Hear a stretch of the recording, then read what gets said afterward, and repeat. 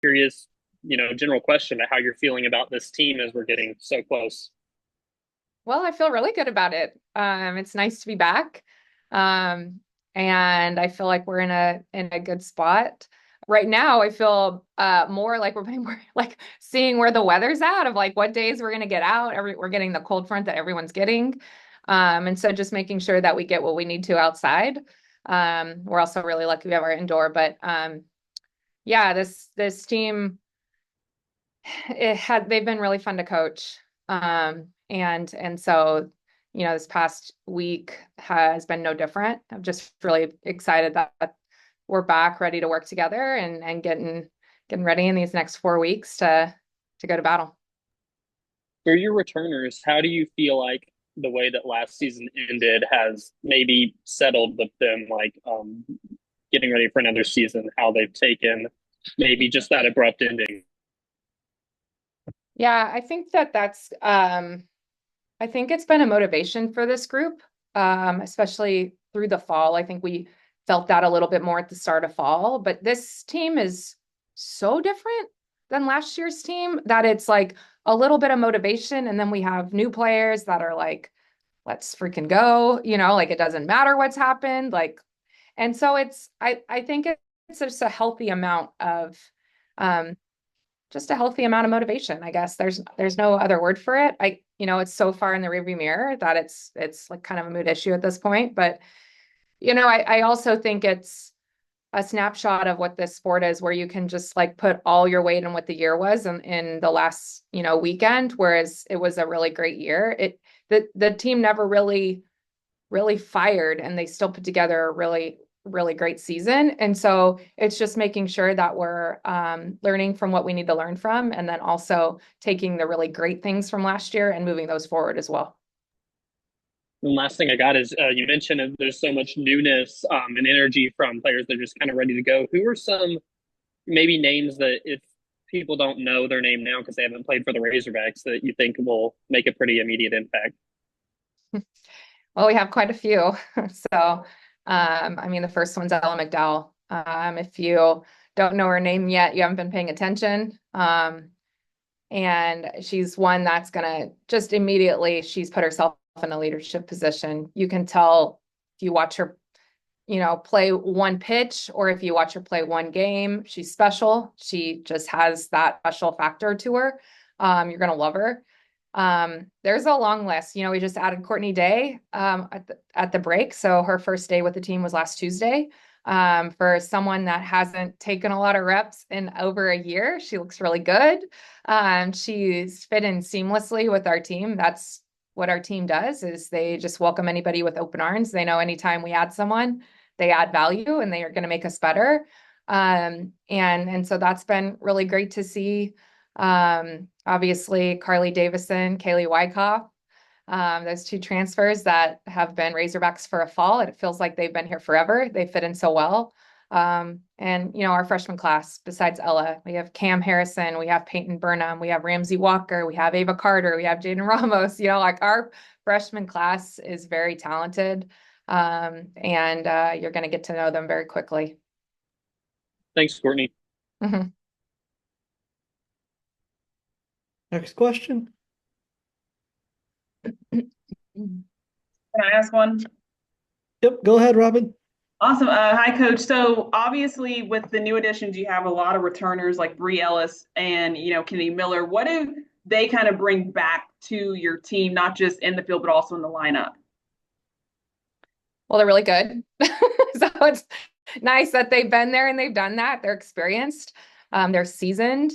They just add so much perspective to the young ones. And so it's just a really good blend of old, experienced, just like seasoned veterans with new, just like green and just like getting shot out of a cannon. It's a really good blend.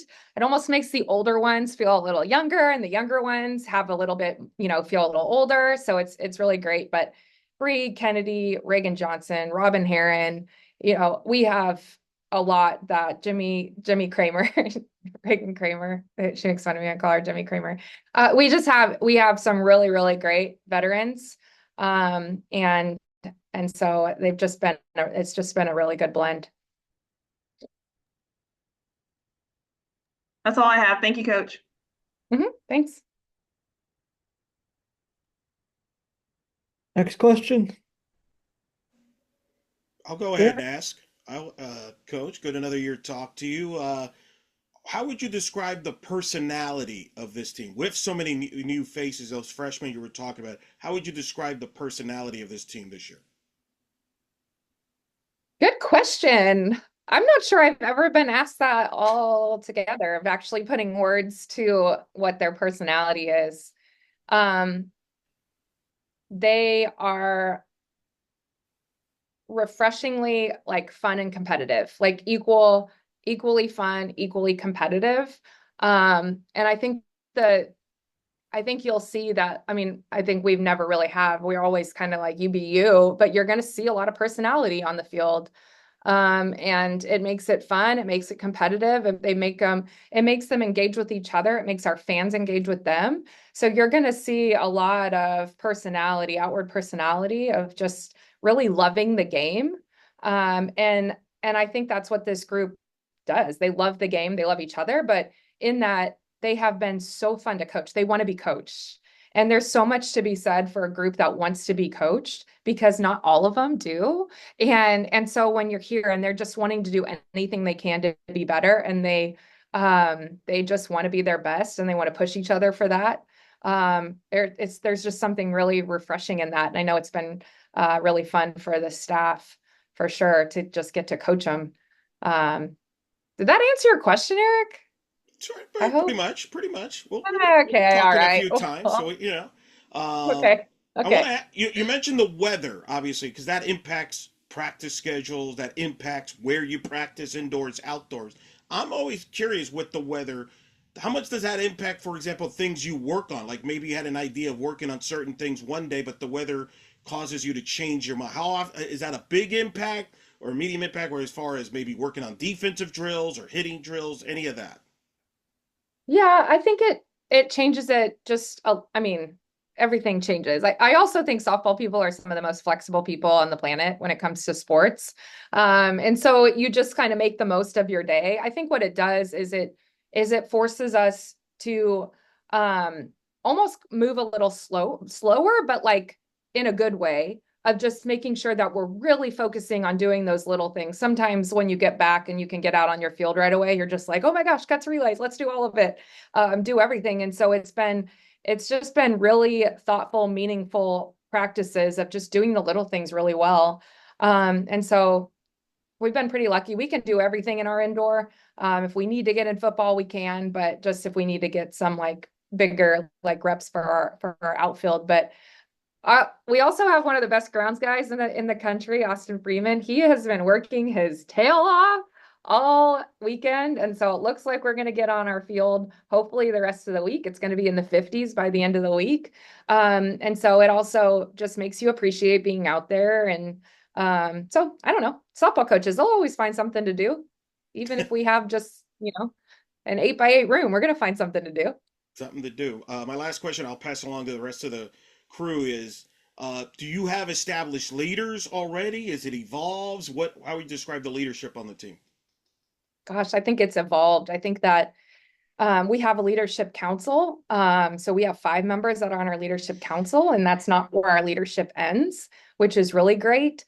And so we have a lot that have really stepped up and just they kind of fill the gaps for each other. We're going to have someone that's going to be a lot more vocal, and we have some that are always going to push you, like they're always going to run the rep just a little bit ahead of you, and then like come on, get me, of just like always making sure to push the people around them. And then you see leadership show up too, and Brie Ellis taking Ella McDowell under her wing and just talking about hitting and talking about, you just see it in so many different shapes and forms. And so that's another piece that's just been really refreshing with this group. They just do a really good job of stepping up for each other and just making each other better. Thank you. Mm-hmm. All right. First of all, against that brick wall, you're not being held hostage. I mean, you're not there against your will. Everything's okay. Just I checking. know. I actually could probably move out now. When I first sat down, this room's so awkward. There was like sun coming from every angle, and I was like, I'm just gonna put myself in the corner, like pin myself. It That's does good. look That's a good a thought little, process. it does look a little dungeon-like, but nope, I opted in. You have not had a ton of position battles in recent years. Sometimes you may have a player you know that's going to get at bats, and it's just a matter of where. What do you have for position battles, and where do you plan on playing Wyckoff with all of her abilities? I plan on playing Wyckoff. That's all, No, we have really great position battles.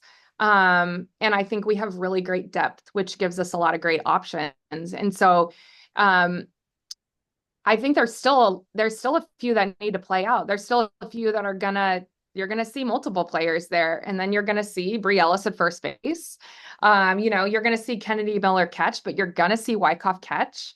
And so it can take some of the reps off Ken, that it's so valuable. You're gonna see Reagan Johnson in center field.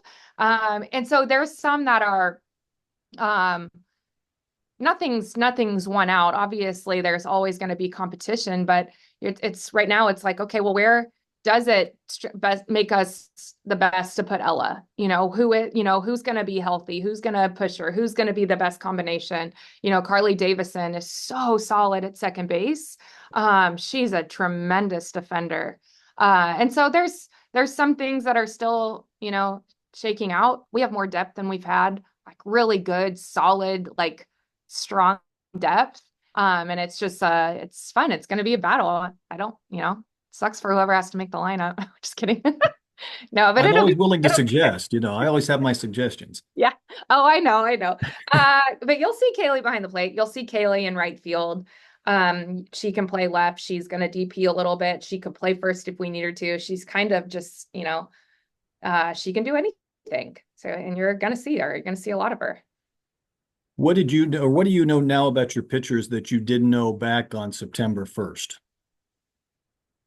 That they have guts. I knew that I saw that, in the recruiting process a little bit with our freshmen. I saw Robin Heron just, like this, the growth and the step she made, even just in last year, is tremendous. And she's still somehow flying under the radar on a lot of people's lists. But I just, I think they have guts. I think they want the ball.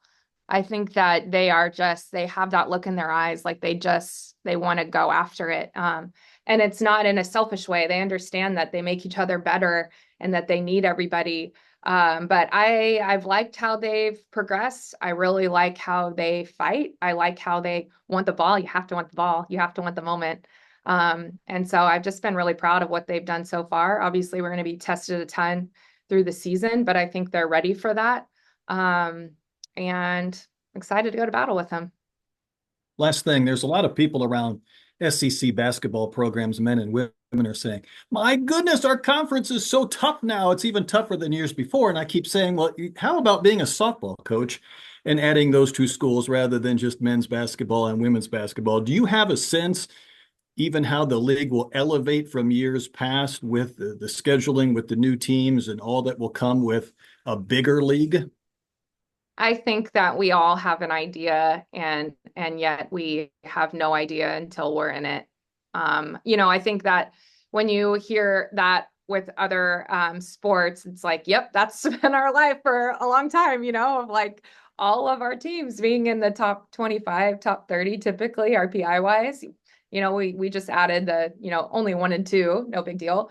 But I think that it's, you coach in this conference, you play in this conference because you want to play the best. And you're adding 1 and 2. It's so strong throughout. And anytime you take the field, whether it's in conference or out of conference, this game's too good. Everybody's so good. Gets harder and harder to win. You have to be your best. You have to bring the best that you have that day because they're going to demand that from the other dugout. And so adding Oklahoma and Texas, yeah, they're tremendous. They played for the national championship last year. Like they're very good. The entire conference is strong. And so we know anytime we take the field that we're going to have to bring our absolute best. to get the job done every day.